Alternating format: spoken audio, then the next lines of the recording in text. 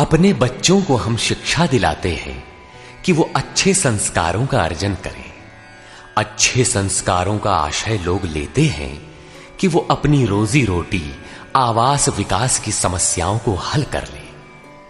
ईश्वर की ओर किसी का ध्यान ही नहीं है। किसी किसी के पास इतना कुछ है कि प्रभु को पुकारने की आवश्यकता ही नहीं समझता। किंतु ये सब कुछ पार्थिव ही तो है। न चाहते हुए भी सारा वैभव यहीं छोड़ जाना पड़ता है। ऐसी स्थिति में ईश्वर की पहचान ही एकमात्र संबल है, जिसे प्रदान कर रहा है यथार्थ गीता का ये कैसेट प्रसारण।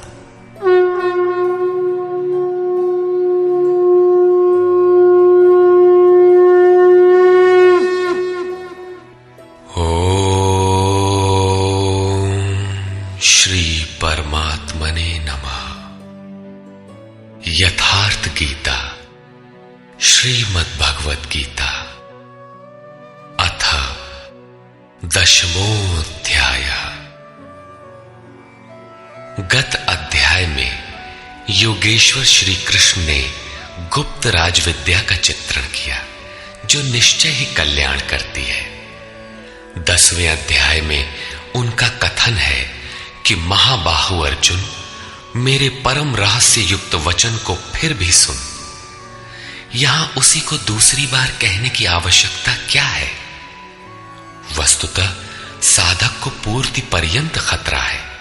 ज्यों-ज्यों वो स्वरूप में ढलता जाता है, प्रकृति के आवरण सूक्ष्म होते जाते हैं, नए नए दृश्य आते हैं। उसकी जानकारी महापुरुष ही देते रहते हैं, वो नहीं जानता। यदि वे मार्गदर्शन करना बंद कर दे तो साधक स्वरूप की उपलब्धि से वंचित रहेगा। जब तक वो स्वरूप से दूर है, तब तक सिद्ध है कि प्रकृति का कोई ना कोई आवरण बना है। फिसलने लड़खड़ाने की संभावना बनी रहती है। अर्जुन शरणागत शिष्य है।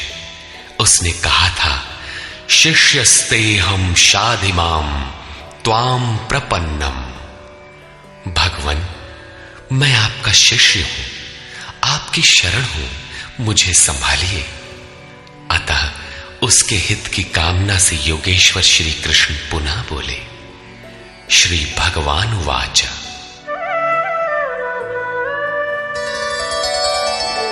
भूय एव महाबाहो शृणु मे परमं वचः यत्तेऽहं प्रीयमाणाय वक्ष्यामि हितकाम्यया। महाबाहु अर्जुन, मेरे परम प्रभाव युक्त वचन को पुनः सुन, जो मैं तुझ अतिशय प्रेम रखने वाले के हित की इच्छा से कहूंगा। न मे विदुः सुरगणाः प्रभवं न महर्षयः अहमादिर्हि देवानां महर्षीणां च सर्वशः। अर्जुन, मेरी उत्पत्ति को न देवता लोग जानते हैं और न महर्षिगण ही जानते हैं। श्री कृष्ण ने कहा था, जन्म कर्म च मे दिव्यम। मेरा वो जन्म और कर्म अलौकिक है, इन चर्म चक्षुओं से देखा नहीं जा सकता।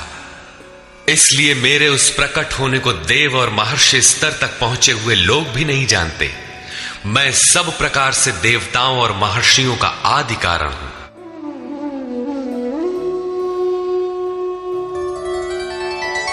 यो मामजमनादिं च वेत्ति लोकमहेश्वरम् असम्मूढः समर्थ्येषु सर्वपापैः प्रमुच्यते। जो मुझ जन्म मृत्यु से रहित, आदि अंत से रहित, सब लोगों के महान ईश्वर को साक्षात्कार सहित विदित कर लेता है, वो पुरुष मरणधर्मा मनुष्यों में ज्ञानवान है, अर्थात अज, अनादि और सर्वलोक महेश्वर को भली प्रकार जानना ही ज्ञान है, और ऐसा जानने वाला संपूर्ण पापों से मुक्त हो जाता है, पुनर्जन्म को प्राप्त नहीं होता। श्री कृष्ण कहते हैं कि ये उपलब्धि भी मेरी ही देन है।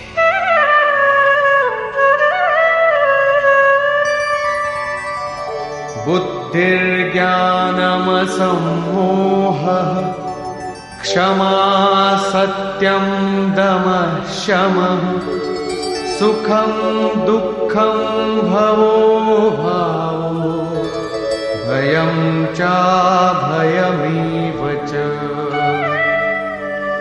अर्जुन, निश्चयात्मिका बुद्धि, साक्षात्कार सहित जानकारी, लक्ष्य में विवेक पूर्वक प्रवृत्ति, क्षमा, शाश्वत सत्य, इंद्रियों का दमन, मन का शमन, अंतःकरण की प्रसन्नता, चिंतन पथ के कष्ट, परमात्मा की जागृति, स्वरूप की प्राप्ति काल में सर्वस्व का विलय, इष्ट के प्रति अनुशासनात्मक भय और प्रकृति से निर्भयता तथा अहिंसा समता तुष्टिः तपोदानं यशो यशः भवन्ति भावा भूतानां मत्त एव पृथग्विधाः।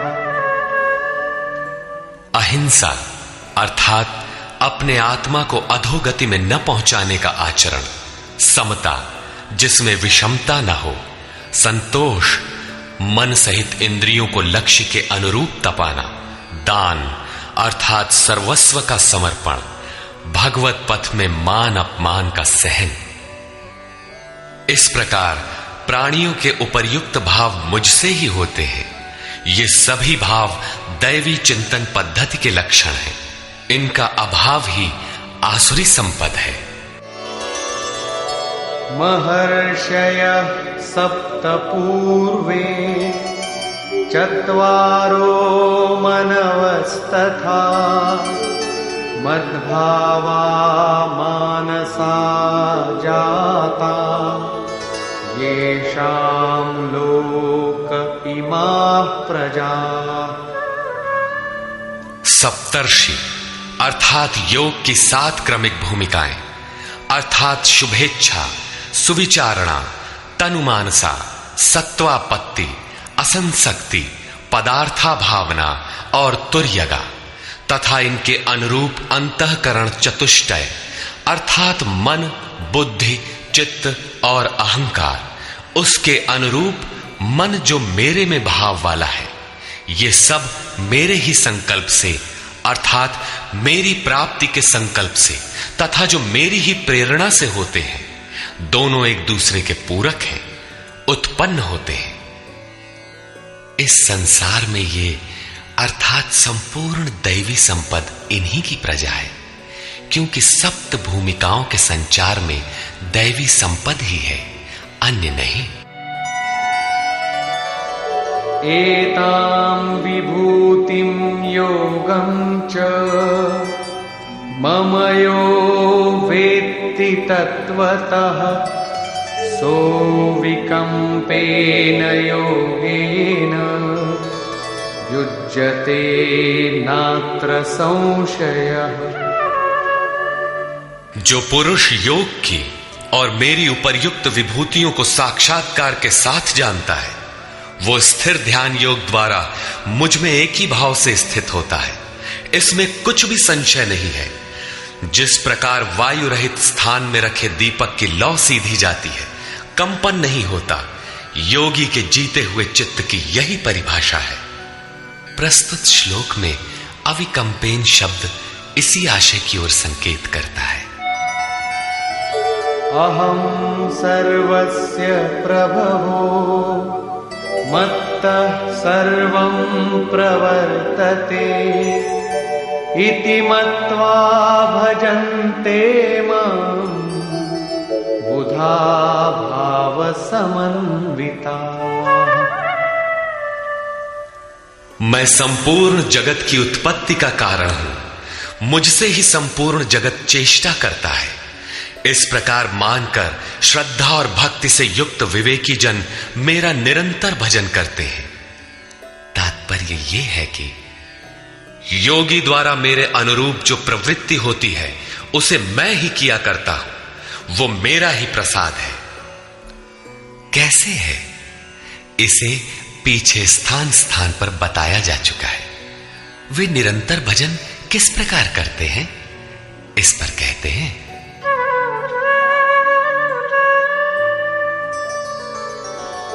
मच्चित्ता मद्गत प्राणा बोधयन्तः परस्परं कथयन्तश्च मां नित्यं तुष्यन्ति च रमन्ति च।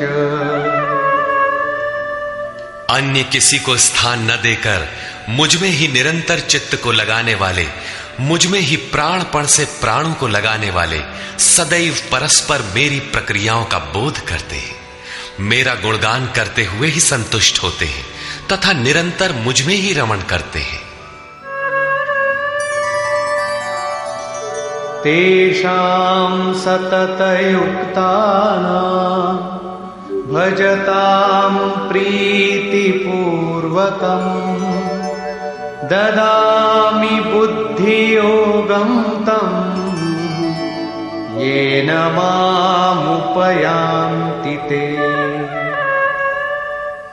निरंतर मेरे ध्यान में लगे हुए तथा प्रेम पूर्वक भजने वाले उन भक्तों को मैं वो बुद्धि योग अर्थात योग में प्रवेश वाली बुद्धि देता हूं जिससे वे मुझे प्राप्त होते हैं, अर्थात योग की जागृति ईश्वर की देन है। वो अव्यक्त पुरुष महापुरुष योग में प्रवेश दिलाने वाली बुद्धि कैसे देता है?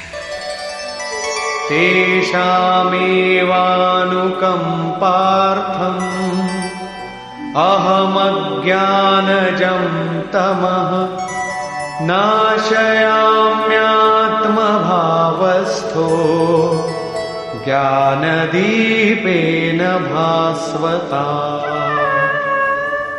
उनके ऊपर पूर्ण अनुग्रह करने के लिए मैं उनकी आत्मा से अभिन्न खड़ा होकर, रथी होकर अज्ञान से उत्पन्न हुए अंधकार को ज्ञान रूपी दीपक के द्वारा प्रकाशित कर नष्ट करता हूं। वस्तुतः किसी स्थित प्रज्ञ योगी द्वारा जब तक वो परमात्मा आपके आत्मा से ही जागृत होकर संचालन नहीं करता, तब तक वास्तव में यथार्थ भजन आरंभ ही नहीं होता।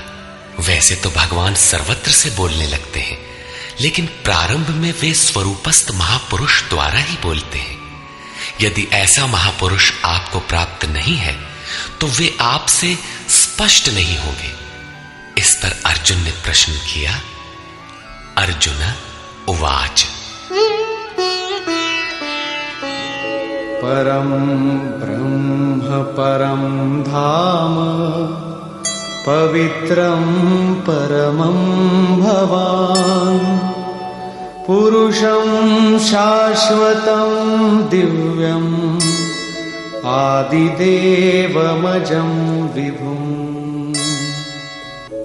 आहुस्त्वामृषयः सर्वे देवर्षिर्नारदस्तथा असितो देवलो व्यासः स्वयं चैव ब्रवीषिमे। भगवान, आप परब्रह्म, परम धाम तथा परम पवित्र हैं, क्योंकि आपको सभी ऋषिगण सनातन दिव्य पुरुष, देवों का भी आदि देव, अजन्मा और सर्वव्यापी कहते हैं। परम पुरुष, परम धाम का ही पर्याय दिव्य पुरुष, अजन्मा आदि शब्द है। देवर्षि नारद, असित, देवल, व्यास तथा स्वयं आप भी मुझसे वही कहते हैं। अर्थात पहले भूतकालीन महर्षि कहते हैं, अब वर्तमान में जिनकी संगत उपलब्ध है, नारद, देवल, असित और व्यास का नाम लिया, जो अर्जुन के समकालीन थे, अर्थात सत्पुरुषों की संगति अर्जुन को प्राप्त थी। आप भी वही कहते हैं। अतः सर्वमेतद्ऋतं मन्ये यन्मां वदसि केशव न हि ते भगवन् व्यक्तिं विदुर्देवान दानवाः। हे केशव, जो कुछ भी आप मेरे लिए कह रहे हैं वो सब मैं सत्य मानता हूं। आपके व्यक्तित्व को न देवता और न दानव ही जानते हैं। स्वयमेवात्मनात्मानं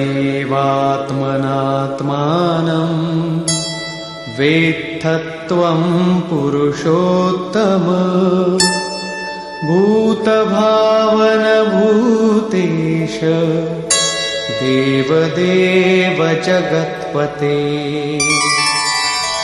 हे भूतों को उत्पन्न करने वाले, हे भूतों के ईश्वर, हे देव देव, हे जगत के स्वामी, हे पुरुषों में उत्तम, स्वयं आप ही अपने को जानते हैं अथवा जिसकी आत्मा में जागृत होकर आप जना देते हैं वो जानता है। वो भी आपके द्वारा आपका जानना हुआ। इसलिए वक्तुमर्हस्य शेषेण दिव्यायात्मविभूतयः याभिर्विभूतिभिर्लोकान् इमांस्त्वं व्याप्य तिष्ठसि। आप ही अपनी उन दिव्य विभूतियों को संपूर्ण रूप से लेश मात्र भी शेष न रखकर कहने में सक्षम हैं, जिन विभूतियों द्वारा आप इन सब लोगों को व्याप्त करके स्थित हैं।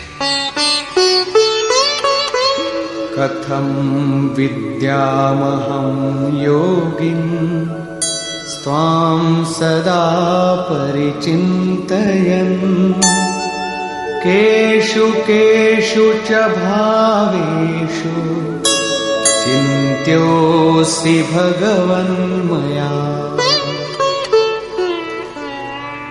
हे योगिन, श्री कृष्ण एक योगी थे। मैं किस प्रकार निरंतर चिंतन करता हुआ आपको जानूं, और हे भगवान, मैं किन किन भावों द्वारा आपका स्मरण करूं। विस्तरेणात्मनो योगं विभूतिं च जनार्दन भूयः कथय तृप्तिर्हि शृण्वतो नास्ति मे मृतम्। हे जनार्दन, अपनी योग शक्ति को और योग की विभूति को फिर भी विस्तार पूर्वक कहिए। संक्षेप में तो इसी अध्याय के आरंभ में कहा ही है, पुनः कहिए, क्योंकि अमृत तत्व को दिखाने वाले इन वचनों को सुनने से मेरी तृप्ति नहीं होती। रामचरित जे सुनत अघाही रस विशेष जाना तिन नाही। जब तक प्रवेश नहीं मिल जाता तब तक उसे अमृत तत्व को जानने की पिपासा बनी रहती है। प्रवेश से पूर्व रास्ते में ही यह सोचकर कोई बैठ गया कि बहुत जान लिया तो उसने नहीं जाना, सिद्ध है कि उसका मार्ग अवरुद्ध होना चाहता है। इसलिए साधक को पूर्ति पर्यंत इष्ट के निर्देशन को पकड़ते रहना चाहिए और उसे आचरण में ढालना चाहिए। अर्जुन की उक्त जिज्ञासा पर योगेश्वर श्री कृष्ण ने कहा, श्री भगवान वाच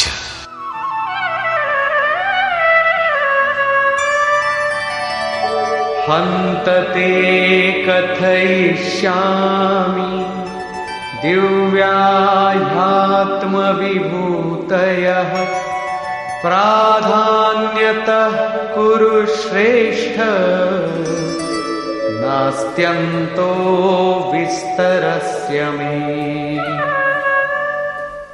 कुरुश्रेष्ठ अर्जुन, अब मैं अपनी दिव्य विभूतियों को, उनमें से प्रमुख विभूतियों को तुझसे कहूंगा, क्योंकि मेरी विभूतियों के विस्तार का अंत नहीं है। अहमात्मा गुणाकेश सर्वभूताशय स्थितः अहमादिश्च मध्यञ्च भूतानामन्त एव च। अर्जुन, मैं सब भूतों के हृदय में स्थित सबका आत्मा हूं तथा संपूर्ण भूतों का आदि, मध्य और अंत भी मैं ही हूं, अर्थात जन्म, मृत्यु और जीवन भी मैं ही हूं। आदित्यानामहं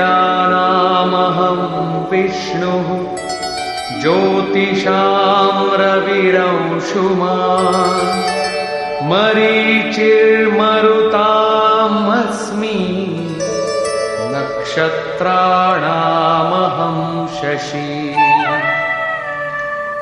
मैं अदिति के 12 पुत्रों में विष्णु और ज्योतियों में प्रकाशमान सूर्य हूं। वायु के भेदों में मैं मरीचि नामक वायु और नक्षत्रों में चंद्रमा हूं।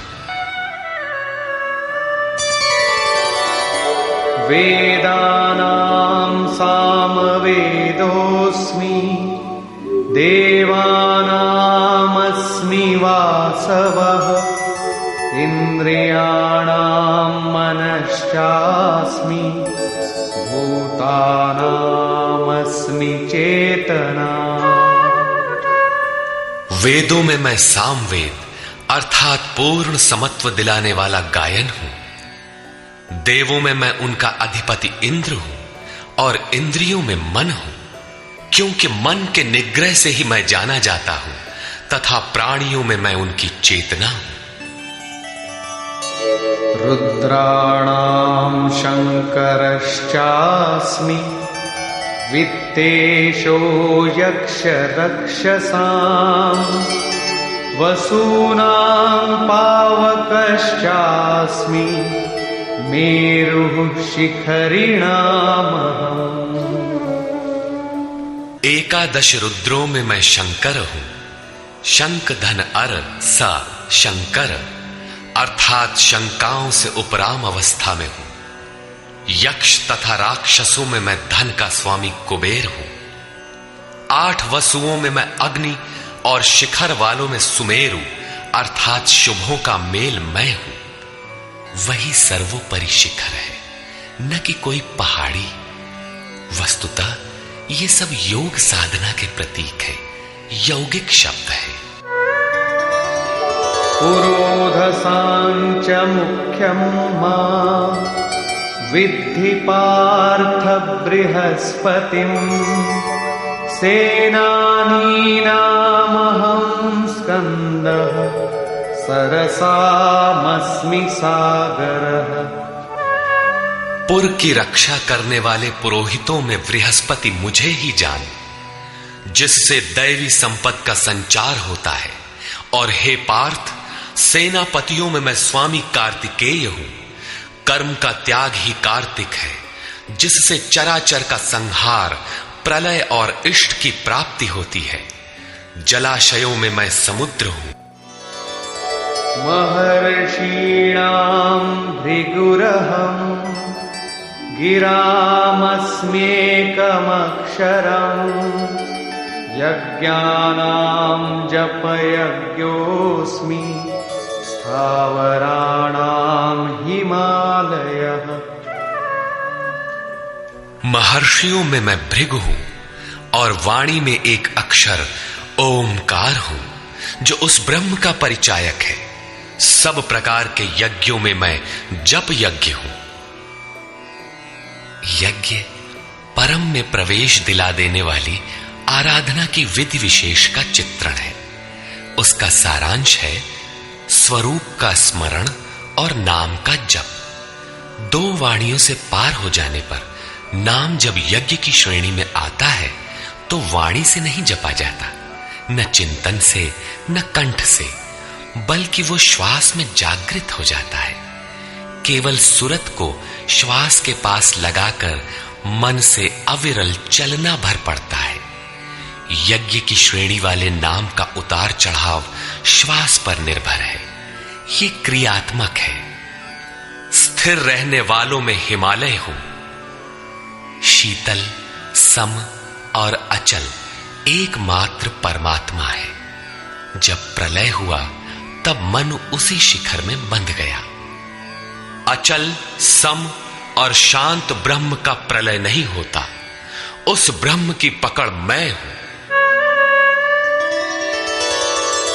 अश्वत्थः सर्ववृक्षाणां देवर्षीणां च नारदः गन्धर्वाणां चित्ररथः सिद्धानां कपिलो मुनिः।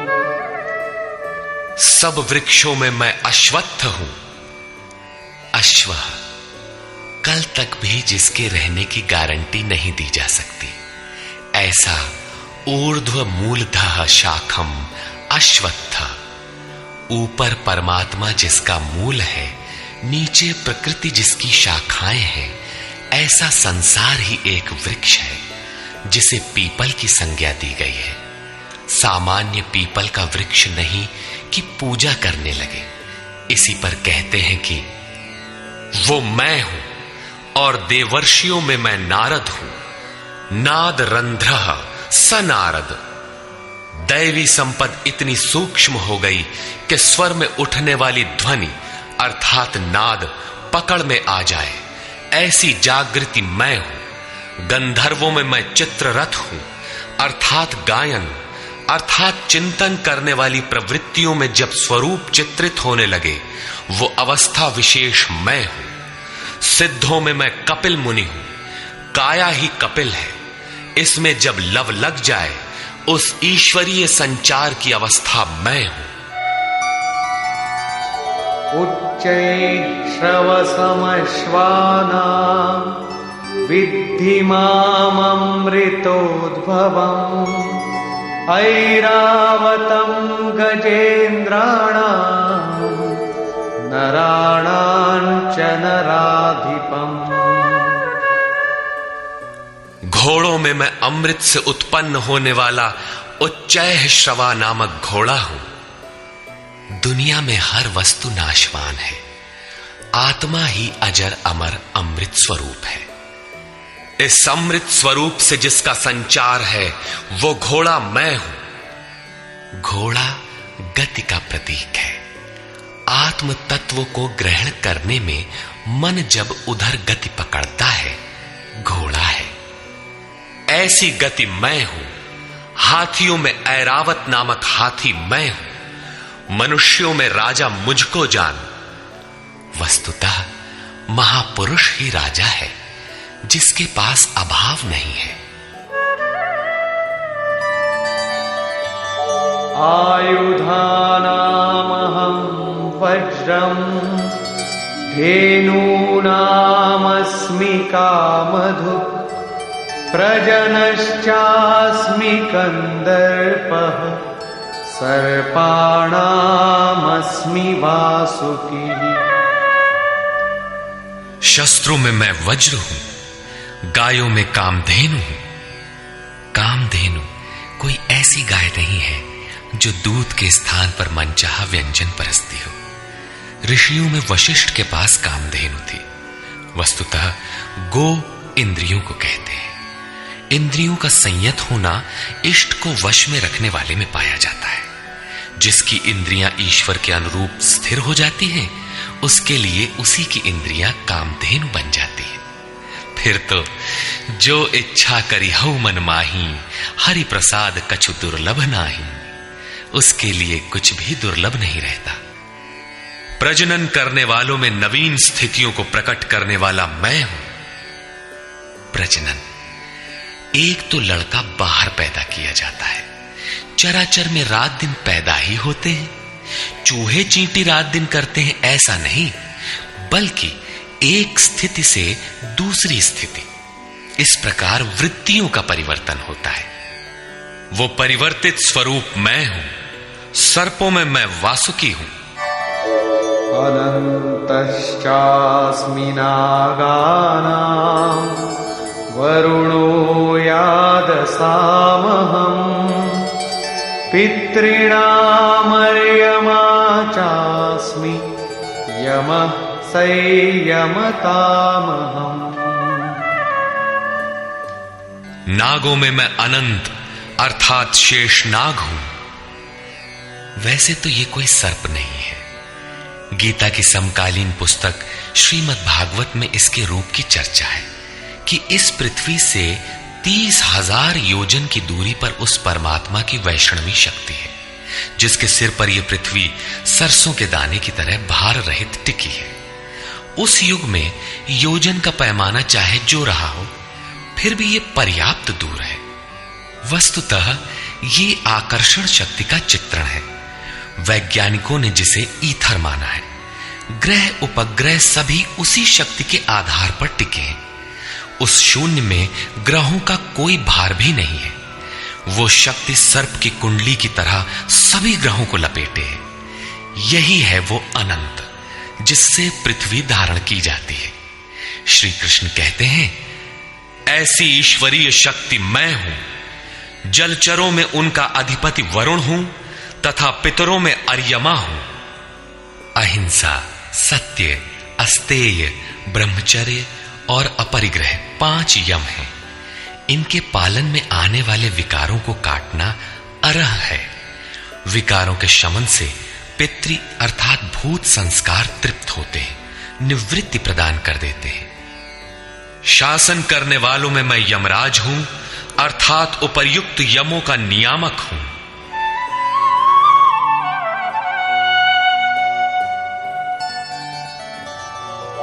प्रह्लादश्चास्मि दैत्यानां कालः कलयतामहम् मृगाणां च मृगेन्द्रोऽहम् वैनतेयश्च पक्षिणाम्।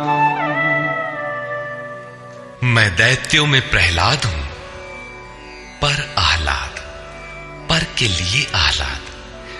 प्रेम ही प्रहलाद है। आसुरी संपद में रहते हुए ईश्वर के लिए आकर्षण विकलता आरंभ होती है, जिससे परम प्रभु का दिग्दर्शन होता है। ऐसा प्रेमोल्लास मैं हूं। गिनती करने वालों में मैं समय हूं। 1, 2, 3, 4 ऐसी गिनती या क्षण, घड़ी, दिन, पक्ष, मास इत्यादि नहीं, बल्कि ईश्वर के चिंतन में लगा हुआ समय मैं हूं।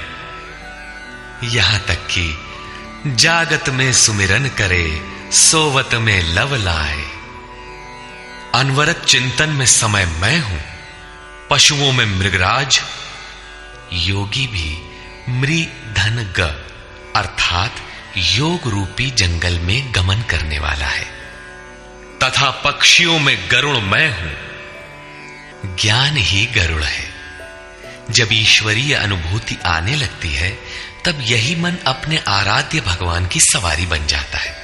और जब यही मन संशय से युक्त है, तब सर्प होता है, डसता रहता है, योनियों में फेंकता है। गरुड़ विष्णु की सवारी है। जो सत्ता विश्व में अणु रूप से संचारित है, ज्ञान संयुक्त मन उसे अपने में धारण करता है, उसका वाहक बनता है। श्री कृष्ण कहते हैं, इष्ट को धारण करने वाला मन मैं हूं। पवन पवतामस्मि रामः शस्त्रभृतामहम् झषाणां मकरश्चास्मि स्रोतसामस्मि जाह्नवी। पवित्र करने वालों में मैं वायु हूं, शस्त्रधारियों में राम हूं। रमन्ति योगिनः यस्मिन् स रामः। योगी किसमें रमण करते हैं? अनुभव में। ईश्वर इष्ट रूप में जो निर्देशन देता है, योगी उसमें रमण करते हैं। उस जागृति का नाम राम है और वो जागृति मैं हूं। मछलियों में मगर तथा नदियों में गंगा मैं हूं। सर्गाणामादिरन्तश्च मध्यं चैवाहमर्जुन अध्यात्मविद्या विद्यानां वादः प्रवदतामहम्। हे अर्जुन, सृष्टियों का आदि, अंत और मध्य मैं ही हूं। विद्याओं में अध्यात्म विद्या मैं हूं। जो आत्मा का आधिपत्य दिला दे वो विद्या मैं हूं। संसार में अधिकांश प्राणी माया के आधिपत्य में है। राग, द्वेष, काल, कर्म, स्वभाव और गुणों से प्रेरित हैं। इनके आधिपत्य से निकालकर आत्मा के आधिपत्य में ले जाने वाली विद्या मैं हूं, जिसे अध्यात्म विद्या कहते हैं। परस्पर होने वाले विवादों में ब्रह्म चर्चा में जो निर्णायक है, ऐसी वार्ता मैं हूं। शेष निर्णय तो अनिर्णीत होते हैं। अक्षराणामकारोऽस्मि द्वन्द्व सामासिकस्य च अहमेवाक्षयः कालो धाताहं विश्वतो मुखः। मैं अक्षरों में आकार, ओमकार तथा समासों में द्वंद्व नामक समास हूं। अक्षय काल मैं हूं। काल सदैव परिवर्तनशील है, किंतु वो समय जो अक्षय अजर अमर परमात्मा में प्रवेश दिलाता है, वो अवस्था मैं हूं। विराट स्वरूप अर्थात सर्वत्र व्याप्त, सबको धारण पोषण करने वाला भी मैं ही हूं। मृत्युः सर्वहरश्चाहम् उद्भवश्च भविष्यताम् कीर्तिः श्रीर्वाक्च नारीणाम् स्मृतिर्मेधा धृतिः क्षमा। मैं सबका नाश करने वाला मृत्यु और आगे होने वालों की उत्पत्ति का कारण हूं। स्त्रियों में मैं यश, शक्ति, वाक्पटुता, स्मृति, मेधा अर्थात बुद्धि, धैर्य और क्षमा मैं हूं। अध्याय 15 में श्लोक 16 के अनुसार पुरुष दो ही प्रकार के होते हैं, क्षर और अक्षर। संपूर्ण भूतादिकों की उत्पत्ति और विनाश वाले ये शरीर क्षर पुरुष हैं। वे नर, मादा, पुरुष अथवा स्त्री कुछ भी कहलाएं, श्री कृष्ण के शब्दों में पुरुष ही है। दूसरा है अक्षर पुरुष, जो कूटस्थ चित्त के स्थिर काल में देखने में आता है। यहां भी बुद्धि इत्यादि स्त्रियों के ही गुण बताए गए। क्या इन सद्गुणों की आवश्यकता पुरुषों के लिए नहीं है? कौन ऐसा पुरुष है जो श्रीमान, कीर्तिवान, वक्ता, स्मरण शक्ति संपन्न, मेधावी, धैर्यवान और क्षमावान नहीं बनना चाहता? बौद्धिक स्तर पर कमजोर लड़कों में इन्हीं गुणों का विकास करने के लिए माता पिता पढ़ाई की अतिरिक्त व्यवस्था करते हैं। यहां कहते हैं कि ये लक्षण केवल स्त्रियों में पाए जाते हैं। अतः आप विचार कर देखें कि स्त्री कौन है। वस्तुतः आपके हृदय की प्रवृत्ति ही नारी है। उसमें इन गुणों का संचार होना चाहिए। इन गुणों को धारण करना स्त्रीलिंग पुल्लिंग सबके लिए उपयोगी है।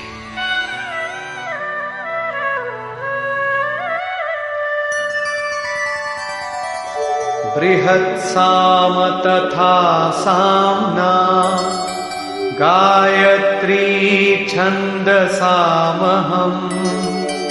मासानां मार्गशीर्षोऽहम् ऋतूनां कुसुमाकरः। गायन करने योग्य श्रुतियों में मैं बृहत साम अर्थात वृहत से संयुक्त समत्व दिलाने वाला गायन हूं, अर्थात ऐसी जागृति मैं हूं। छंदों में गायत्री छंद मैं हूं। गायत्री कोई मंत्र नहीं है जिसे पढ़ने से मुक्ति मिलती हो, वरन एक समर्पणात्मक छंद है। 3 बार विचलित होने के पश्चात ऋषि विश्वामित्र ने अपने को इष्ट के प्रति समर्पित करते हुए कहा, ओम भूर्भुवः स्वः तत्सवितुर्वरेण्यं भर्गो देवस्य धीमहि धियो यो नः प्रचोदयात्। अर्थात भूः, भुवः और स्वः तीनों लोकों में तत्व रूप से व्याप्त देव आप ही वरेण्य हैं। हमें ऐसी बुद्धि दे, ऐसी प्रेरणा करें कि हम लक्ष्य को प्राप्त कर लें। ये मात्र एक प्रार्थना है। साधक अपनी बुद्धि से यथार्थ निर्णय नहीं ले पाता कि मैं कब सही हूं और कब गलत। उसकी ये समर्पित प्रार्थना मैं हूं, जिसमें निश्चित कल्याण है, क्योंकि वो मेरे आश्रित हुआ है। मासों में शीर्षस्थ मार्ग मैं हूं, और जिसमें सदैव बहार हो, ऐसा ऋतु, हृदय की ऐसी अवस्था भी मैं ही हूं। द्यूतं छलयतामस्मि तेजस्तेजस्विनामहम् जयोस्मि व्यवसायोस्मि सत्वं सत्ववतामहम्। तेजस्वी पुरुषों का तेज मैं हूं, जुए में छल करने वालों का छल मैं हूं। तब तो अच्छा है, जुआ खेलें, उसमें कल बल छल करें, वही भगवान है। नहीं, ऐसा कुछ नहीं है। ये प्रकृति ही एक जुआ है, यही ठगनी है। इस प्रकृति के द्वंद्व से निकलने के लिए दिखावा छोड़कर छिपाव के साथ गुप्त रूप से भजन करना ही छल है। छल है तो नहीं, किंतु बचाव के लिए आवश्यक है। जड़ भरत की तरह, उन्मत्त, अंधे, बहरे और गूंगे की तरह हृदय से जानकार होते हुए भी बाहर से ऐसे रहें कि अनजान हो, सुनते हुए भी न सुने, देखते हुए भी न देखें। छिपकर ही भजन का विधान है। तभी साधक प्रकृति पुरुष के जुए में पार पाता है। जीतने वालों की विजय मैं हूं, और व्यवसायियों का निश्चय, जिसे अध्याय 2 श्लोक 41 में कह आए हैं।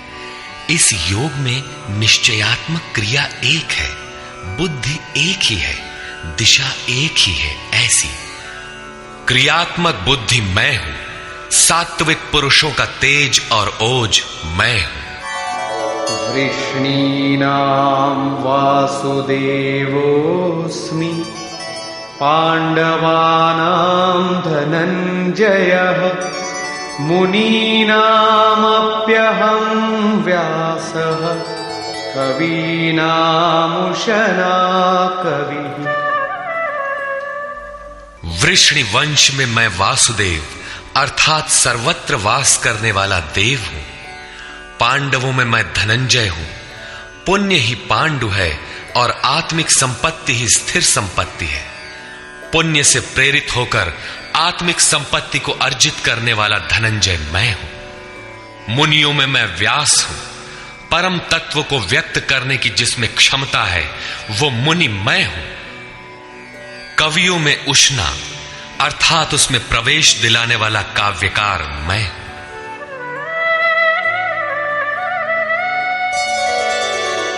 दंडोदमयतामस्मि नीतिरस्मि जिगीषताम् मौनं चैवास्मि गुह्यानां ज्ञानं ज्ञानवतामहम्। दमन करने वालों में दमन की शक्ति मैं हूं। जीतने की इच्छा वालों की मैं नीति हूं। गुप्त रखने योग्य भावों में मौन हूं, और ज्ञानवानों में साक्षात के साथ मिलने वाली जानकारी, पूर्ण ज्ञान मैं हूं। यच्चापि सर्वभूतानां बीजं तदहमर्जुन न तदस्ति विना यत्स्यान् मया भूतं चराचरम्।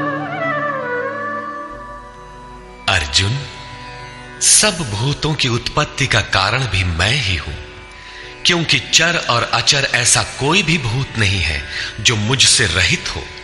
मैं सर्वत्र व्याप्त हूं, सब मेरे ही सकाश से है। नान्तोऽस्ति मम दिव्यानां विभूतीनां परन्तप एष तूद्देशतः प्रोक्तो विभूतेर्विस्तरो मया। परंतप अर्जुन, मेरी दिव्य विभूतियों का अंत नहीं है। अपनी विभूतियों का विस्तार तो मैंने संक्षेप से कहा है, वस्तुतः वे अनंत हैं।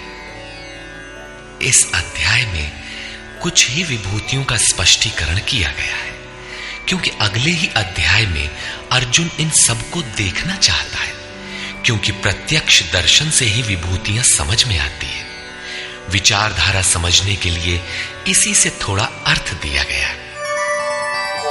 यद्यद्विभूतिमत्सत्त्वम् श्रीमदूर्जितमेव वा तत्तदेवावगच्छत्वम् मम तेजोंशसंभवम्।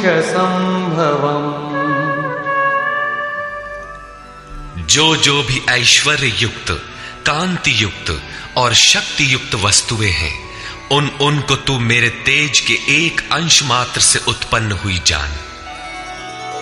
अथवा बहुनैतेन किं ज्ञातेन तवार्जुन विष्टभ्याहमिदं कृत्स्नम् एकांशेन स्थितो जगत्।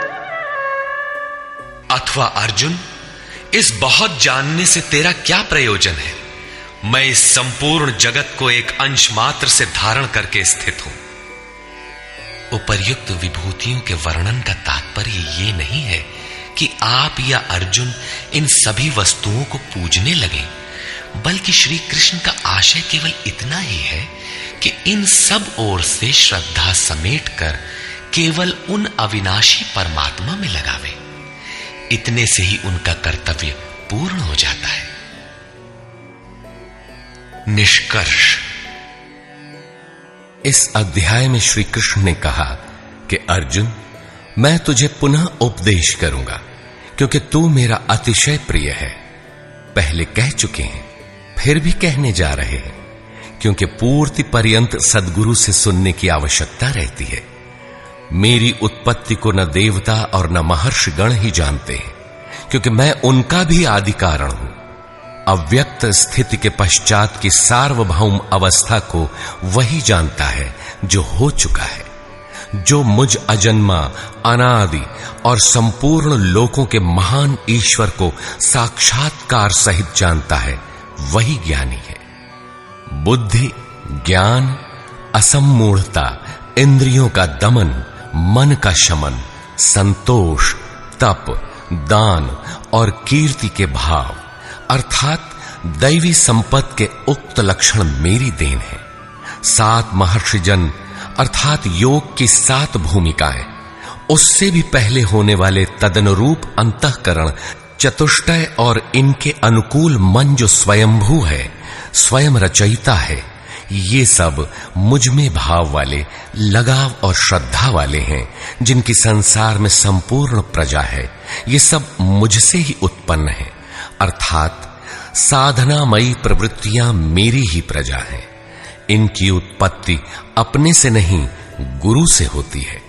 जो उपर्युक्त मेरी विभूतियों को साक्षात जान लेता है, वह निस्संदेह मुझ में एक ही भाव से प्रवेश करने योग्य है। अर्जुन, मैं ही सबकी उत्पत्ति का कारण हूं, ऐसा जो श्रद्धा से जान लेते हैं, वे अनन्य भाव से मेरा चिंतन करते हैं, निरंतर मुझ में मन, बुद्धि और प्राणों से लगने वाले होते हैं, आपस में मेरा गुण चिंतन और मुझ में रमण करते हैं। उन निरंतर मुझसे संयुक्त हुए पुरुषों को मैं योग में प्रवेश करने वाली बुद्धि प्रदान करता हूं। यह भी मेरी ही देन है। किस प्रकार बुद्धि योग देते हैं? तो अर्जुन, आत्मभावस्थ उनकी आत्मा में जागृत होकर खड़ा हो जाता हूं और उनके हृदय में अज्ञान से उत्पन्न अंधकार को ज्ञान रूपी दीपक से नष्ट करता हूं। अर्जुन ने प्रश्न किया कि भगवान, आप परम पवित्र, सनातन, दिव्य, अनादि और सर्वत्र व्याप्त हैं, ऐसा महर्षिगण कहते हैं, तथा वर्तमान में देवर्षि नारद, देवल, व्यास और आप भी वही कहते हैं। यह सत्य भी है कि आपको न देवता जानते हैं और न दानव। स्वयं आप जिसे जना दें वही जान पाता है। आप ही अपनी विभूतियों को कहने में समर्थ हैं। अतः जनार्दन, आप अपनी विभूतियों को विस्तार से कहिए। पूर्ति पर्यंत इष्ट से सुनते रहने की उत्कंठा बनी रहनी चाहिए। आगे इष्ट के अंतराल में क्या है, उसे साधक क्या जाने। इस पर योगेश्वर श्री कृष्ण ने एक एक करके अपनी प्रमुख विभूतियों का लक्षण संक्षेप में बताया, जिनमें से कुछ तो योग साधन में प्रवेश करने के साथ मिलने वाली अंतरंग विभूतियों का चित्रण है, और शेष कुछ समाज में रिद्धियों सिद्धियों के साथ पाई जाने वाली विभूतियों पर प्रकाश डाला।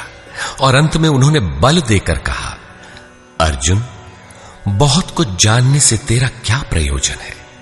इस संसार में जो कुछ भी तेज और ऐश्वर्य युक्त वस्तुएं हैं, वह सब मेरे तेज के अंश मात्र में स्थित है। वस्तुतः मेरी विभूतियां अपार हैं। ऐसा कहते हुए योगेश्वर ने इस अध्याय का पटाक्षेप किया। इस अध्याय में श्री कृष्ण ने अपनी विभूतियों की मात्र बौद्धिक जानकारी दी, जिससे अर्जुन की श्रद्धा सब ओर से सिमटकर एक इष्ट में लग जाए।